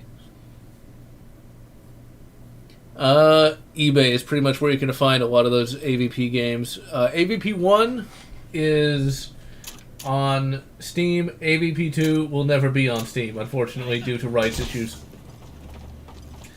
And then, like, AVP Extinction, that's an eBay thing. I'm going to recommend more than anything, though, Google it and play it on PC because it's a lot better on... Well, everything is better on PC, but I really recommend doing that. Really, when it comes to... If you just want to play them, as I always like to say, Google it. Just do that. You can find it. I've never heard of RimWorld. And my voice's deepness changes depending on how tired I am. Let's see here.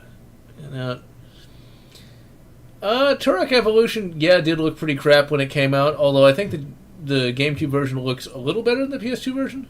Maybe? This is not the first time playing Frontline. I played this on Xbox many, many years ago. But this is the PS2 version because it's the easiest to play on PC.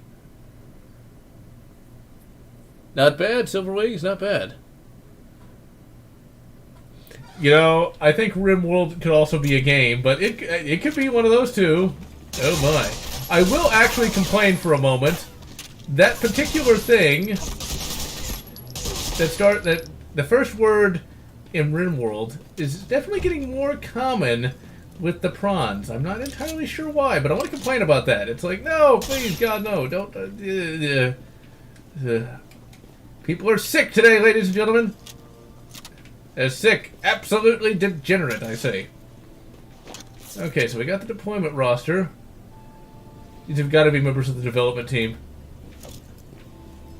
Now, see, here's my thought. Okay, 2002, members of the development team put on, German uniforms. If you do that today, you know what Twitter would be doing. It'd be going in... It's like, are they racist? Are they the racist?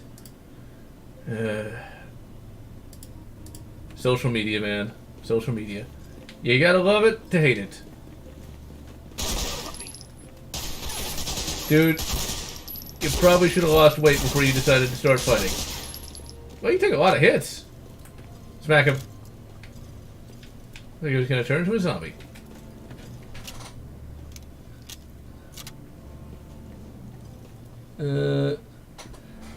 Most of those GameCube games, though, just do not have good controls because of that C-stick. Like, unless it was actually, Nintendo developed, they never could get that C-stick right. It even doesn't emulate particularly well. I remember trying to play through Time Splitters 2 multiplayer with that, and it was just, it was just terrible. I couldn't hit anything. I died more due to the controls than the actual game. It's like dual analog sticks are a thing. Okay, so we got the other glass truck blown up. I can see why this could definitely be a favorite game for this system. I still say that Time Splitters Future Perfect is like the greatest game for the PS2, but this is pretty damn good as well. This is much better than I remember it. Probably because I have save states. Let's see, I've almost gone 2 hours.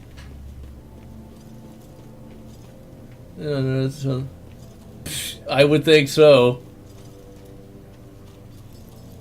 Although, with that in mind, I did read a fanfic based on The Thing, where you got to see the film from The Thing's perspective, and basically he wants to improve the world. And the final line of the actual fanfic is kind of chilling, where the Thing actually sees himself as sort of like, well, raping the things that he takes the form of, and the last line of it is like, the thing is going to improve the world. It's going to rape the world. It's like, and it's legitimately creepy. It's like, I'm gonna have to object to that. I got 10 people in the groin. I'm very proud of that, by the way. That's what earns you the gold. Football in the groin. It's more like bullet to the groin. Overwrite the bloody thing. Why would I not? Let's see. GameCube, I'm gonna play Rogue Leader, already remake. Well, there is the Dolphin emulator for Rogue Leader, although Rogue Leader doesn't work that great. And you know, I didn't even know there was a PS3 remaster of Frontline. I'll play a few more minutes, but I'm not going to finish this entire mission.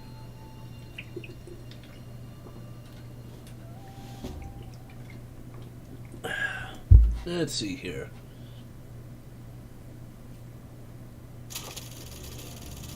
It's the sensitivity that's really bad about the C-Stick, because you just can't get precise aiming. 45 ACP. Never leave the cave without it. Smack him! Still, it'd be nice if I could have anyone Garand. Hey, Garand! Let's get the old sniper scope out and shoot him in the face. Actually, I think I shot him in the chest. That was a very dramatic German soldier there. Like, I have been wounded. I am dead. Ugh. I should probably be taking this a little more seriously. But D-Day. Let's just be glad that for the time being, we're not trying to kill each other legitimately.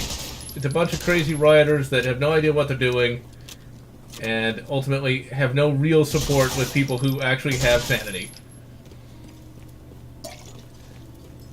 And we should always remember that the reason why why most of us are even alive is because men put their lives on the line to take down tyranny.